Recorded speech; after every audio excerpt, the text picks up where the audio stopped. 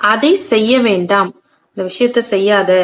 ஒரு பொருளை நம்ம பசங்க கிட்ட குழந்தைங்க கிட்ட நம்ம சொல்லும் போது அந்த அதை செய்யாத, இந்த வேலையை செய்யாத அப்படின்னு சொல்லுவோம்ல. சோ இதுக்கு இங்கிலீஷ்ல எப்படி சொல்லலாம் அப்படின்னு பாத்தீங்கன்னா,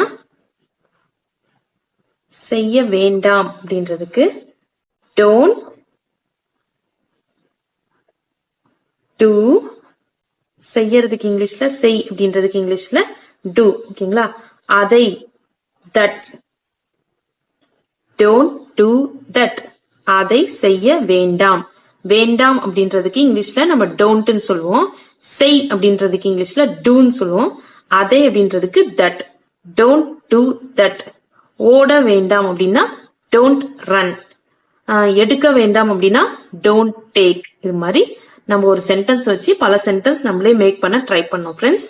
அடுத்தது நான் சொல்வதை செய்யுங்கள், நான் சொல்றதை செய்யுங்க அப்படி சொல்லுவோம்ல, அதுக்கு இங்கிலீஷ்ல எப்படின்னு சொல்லலாம்னு பாத்தீங்கன்னா டூ, செய்யுங்க அப்படின்னு சொல்றோம் பாத்தீங்களா, அந்த செய் அப்படின்றதுக்கு டூ.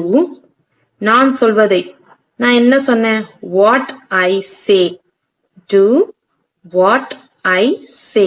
நான் சொல்வதை செய்யுங்கள், நான் என்ன சொல்றேனோ அதை செய்யுங்க அப்படின்றதுக்கு நம்ம எப்படி சொல்லலாம்னு பாத்தீங்கன்னா do what I say, do what I say. செய், என்ன சொல்றனோ. ஓகேங்களா? ஐ சே, நான், சேனா சொல்றது. ஓகேங்களா? சொல்வதை செய்யறது. சொல், சே அப்படின்னா சொல்றது. ஓகேங்களா? டூ வாட் ஐ சே, செய்ய, நான் என்ன சொல்றேனோ அதை செய். ஓகேங்களா? நான் சொல்வதை செய்யுங்கள் அப்படின்னா நான் என்ன சொல்றேனோ அதை செய் அப்படின்றதுதான் meaning. So do what I say அப்படின்னு சொல்லலாம்.